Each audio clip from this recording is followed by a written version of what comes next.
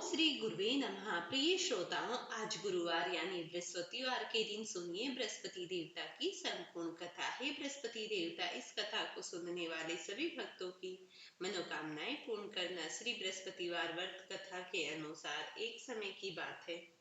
सुनिएगा। भारतवर्ष में एक बड़ा ही प्रतापी और दानी राजा राज्य करता था। वह नित्य गरीबों और ब्राह्मणों की सहायता करता था। यह बात उसकी रानी को अच्छी नहीं लगती थी। वह न ही तो गरीबों को दान देती और न ही भगवान का पूजन करती, और राजा को भी दान देने से मना किया करती थी। एक दिन राजा शिकार खेलने वन में गए हुए थे तो रानी महल में अकेली थी। उसी समय बृहस्पति देव साधु वेश में राजा के महल में भिक्षा के लिए गए और भिक्षा मांगी। रानी ने भिक्षा देने से इनकार किया और कहा, हे साधु महाराज, मैं तो दान पुण्य से तंग आ गई हूँ। मेरा पति सारा धन लुटाते रहता है। मेरी इच्छा है कि हमारा धन ही नष्ट हो जाए, फिर न रहेगा बांस ना बजेगी बांसुरी। साधु ने कहा, देवी तुम तो बड़ी ही विचित्र हो।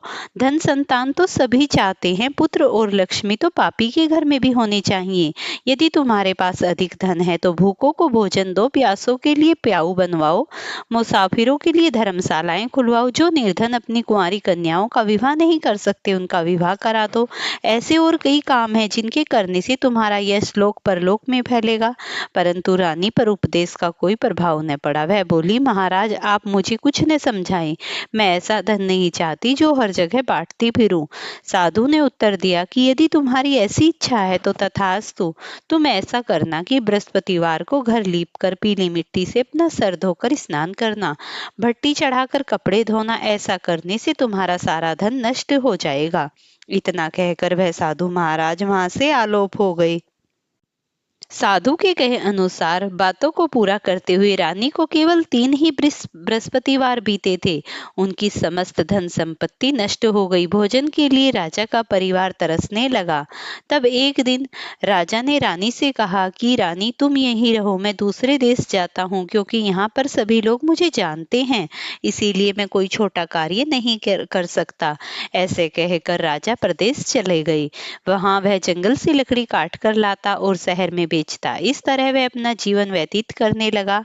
इधर राजा के परदेश जाते ही रानी और दासी दुखी रहने लगी। एक बार जब रानी और दासी को 7 दिन तक बिना भोजन के रहना पड़ा तो रानी ने अपनी दासी से कहा, हे दासी, पास ही के नगर में मेरी बहन रहती है, वह बड़ी ही धनवान है, तो उसके पास जा और कुछ ले आ ताकि थोड़ी बहुत गुजर बसर हो जाए। दासी रानी की बहन के पास गई। उस दिन गुरुवार था और रानी की बहन उस समय बृहस्पतिवार व्रत की कथा सुन रही थी। दासी ने रानी की बहन को अपनी सारी बातों का संदेश दिया, लेकिन रानी की बड़ी बहन ने कोई उत्तर नहीं दिया। जब दासी को रानी की बहन से कोई उत्तर नहीं मिला तो वह बहुत दुखी हुई और क्रोध से भर गई। दासी ने वापस आकर रानी को सारी बातें सुना दी। सुनकर सारी बातें वह भाग्य को कोसने लगी। उधर रानी की बहन ने सोचा कि मेरी बहन की दासी आई थी, परंतु मैंने उससे कोई बात नहीं की और मैं बोली भी नहीं। वह दुखी होकर कहीं चली तो नहीं गई। उधर रानी की बहन ने सोचा कि दासी के यहाँ मैं खुद जाती हूँ। कथा सुनकर पूजन समाप्त करके वह अपनी बहन के घर आई और कहने लगी, बहन, मैं उस समय बृहस्पतिवार का व्रत कर रही थी।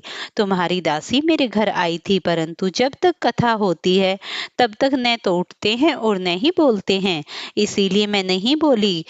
कहो दासी क्यों गई थी? वह कहने लगी। रानी बोली, बहन तुमसे क्या छिपाऊं, हमारे घर में खाने तक को अनाज नहीं था।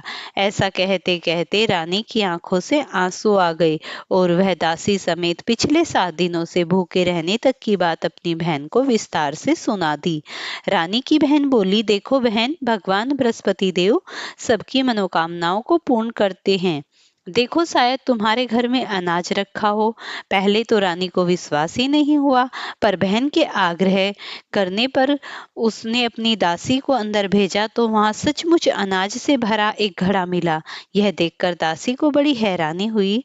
दासी रानी से कहने लगी, हे रानी, जब हमको भोजन नहीं मिलता तो हम व्रत ही क्यों न कर लेते हैं, इसीलिए क्यों न इनसे व्रत और कथा की विधि पूछ ली जाए ताकि हम भी व्रत कर सकें।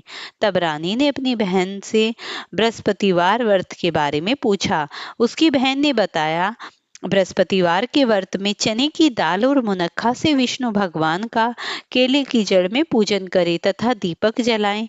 व्रत कथा सुने और पीले ही भोजन करें, इससे बृहस्पति देव प्रसन्न होते हैं। व्रत और पूजन विधि बताकर रानी की बहन अपने घर को लौट गई। 7 दिन के बाद जब गुरुवार आया तो रानी और दासी ने व्रत रखा। गुड़साल में जाकर चना और गुड़ लेकर आई। फिर उसने केले की जड़ तथा विष्णु भगवान का पूजन किया। अब पीला भोजन कहाँ से आए, इस बात को लेकर दोनों बहुत दुखी थी। चूंकि उन्होंने व्रत जो रखा था इसीलिए बृहस्पति देव उनसे प्रसन्न थे। इसीलिए वे एक साधारण व्यक्ति का रूप धारण करके 2 थालों में सुंदर पीला भोजन दासी को दे गए। दासी भोजन पाकर प्रसन्न हुई और फिर रानी को साथ मिलकर भोजन ग्रहण किया।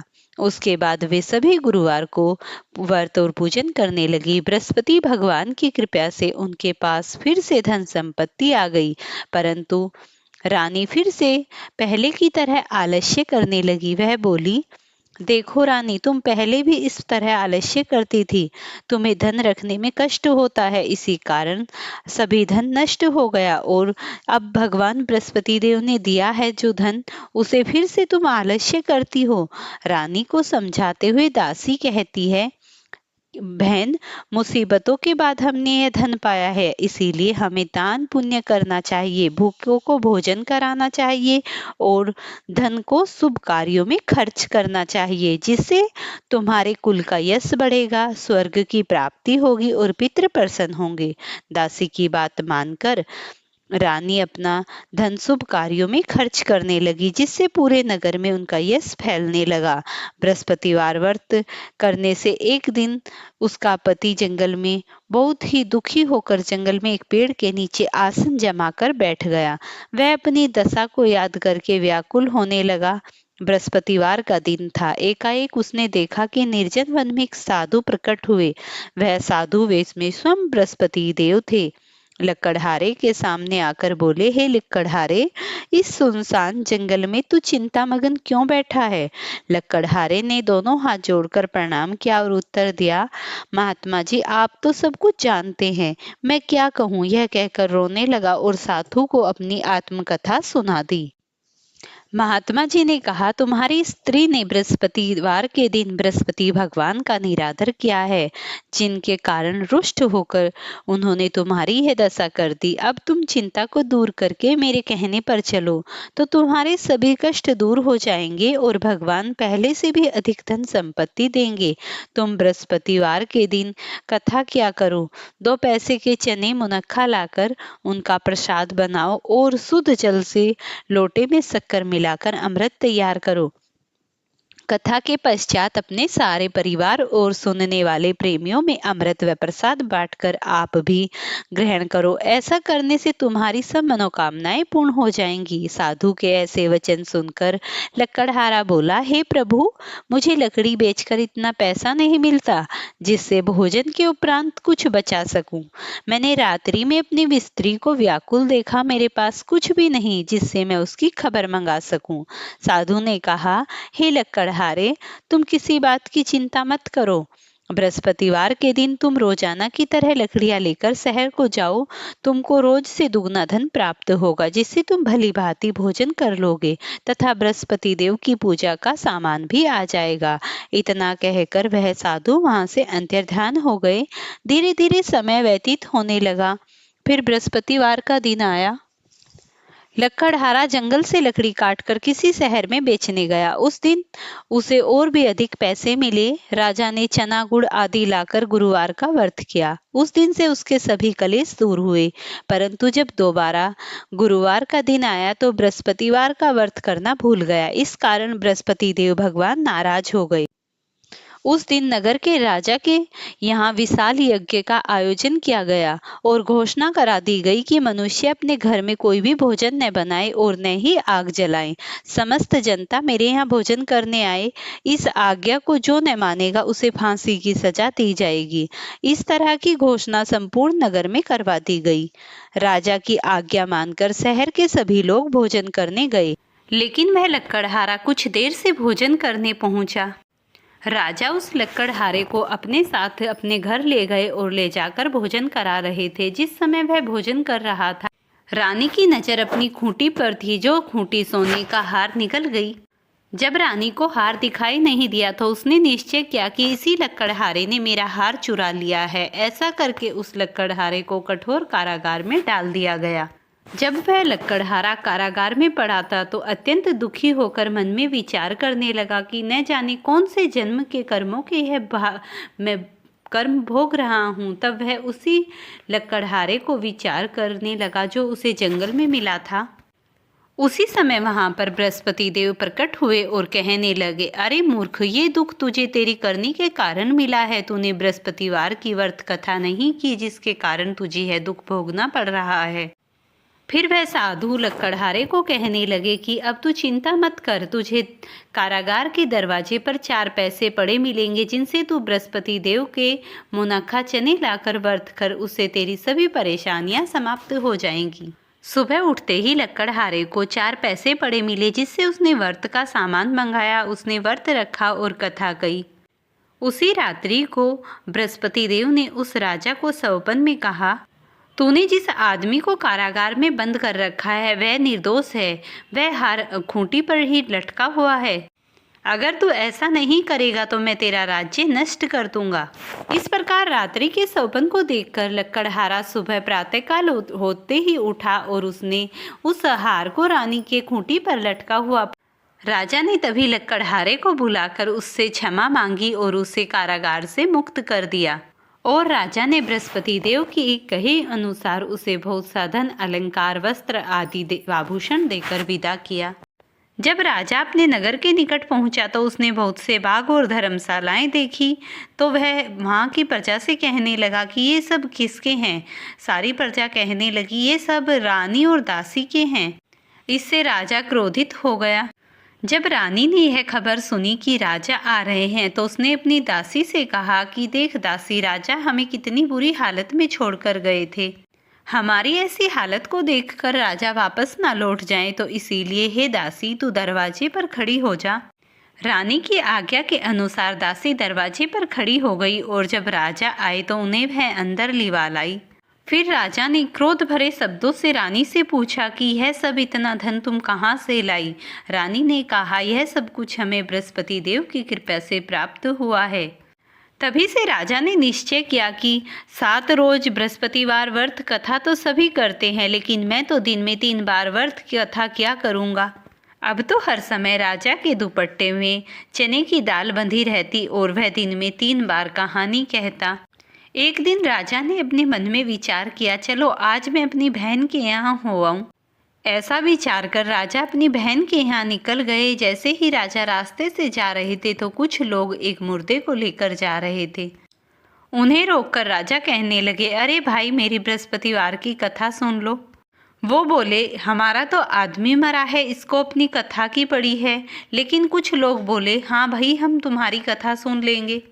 राजा ने अपने दुपट्टे से चने की दाल निकाली और कथा प्रारंभ कर दी। जैसे ही कथा समाप्त हुई वह मुर्दा हिलने डुलने लगा और पूरी कथा के समाप्त होते ही वह मुर्दा राम राम कहता हुआ आदमी बनकर खड़ा हो गया। आगे चलते हुए उसे खेत में एक किसान खेत चलाते हुए मिला। उसने कहा, अरे भाई, मेरी बृहस्पतिवार की कथा सुन लो। वह किसान बोला, जब तक तेरी कथा सुनूंगा जब तक तो 4 हलिये और न जोत लूँगा। इस प्रकार जैसे ही वह लकड़हारा कुछ आगे चला तो उसके किसान के बैल पछाड़ खाकर गिर गए और उसके पेट में बड़ी भारी जोर का दर्द हुआ। उसी समय उसकी माता खेत में रोटी लेकर आई थी। तब उसने अपनी माता को सारा हाल बताया। पुत्र का सारा हाल पूछकर माता तुरंत दौड़ी दौड़ी घुड़साल के पास गई और जाकर कहने लगी, भाई, तेरी कथा मैं सुनूंगी और मेरे खेत पर चलकर अपनी कथा कहना। कथा को सुनते सुनते ही बैल उठ खड़े हो गए और उस किसान के पेट का दर्द समाप्त हो गया। फिर राजा अपनी बहन के यहाँ चल दिया। बहन के घर जाते ही बहन ने अपने भाई की खूब खातिरदारी की। प्रातःकाल होते ही राजा जागा और उसने देखा कि वहाँ पर सभी लोग उठते ही भोजन कर रहे हैं। राजा अपनी बहन से कहने लगा, इस नगर में कोई ऐसा भी व्यक्ति है जिसने भोजन न किया हो जो मेरी बृहस्पतिवार की कथा सुन ले। बहन बोली, भैया ये देश ऐसा ही है, यहाँ लोग पहले भोजन करते हैं बाद में काम करते हैं। राजा कहने लगा, बहन अगर कोई ऐसा व्यक्ति हो तो तुम पड़ोस में जाकर देख आओ।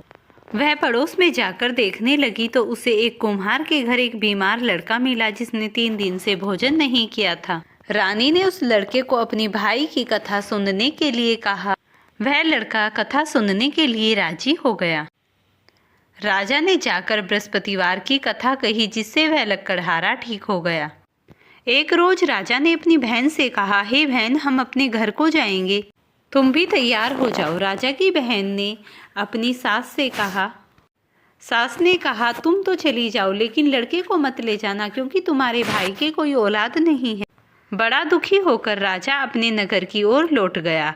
नगर लौटने के बाद राजा ने रानी से कहा, हम निर्वंशी हैं, हमारा संतान देखने का मुख नहीं है और भोजन आदि नहीं किया। रानी ने कहा, बृहस्पति देव बहुत ही दयालु हैं, उन्होंने हमें धन यश सब कुछ दिया है, वो हमें संतान अवश्य ही देंगे। उसी रात सौपन में बृहस्पति देव ने राजा को कहा कि हे राजा, सोच त्याग, तेरी पत्नी गर्भ से है, तेरे घर अति सुंदर पुत्र का जन्म होगा।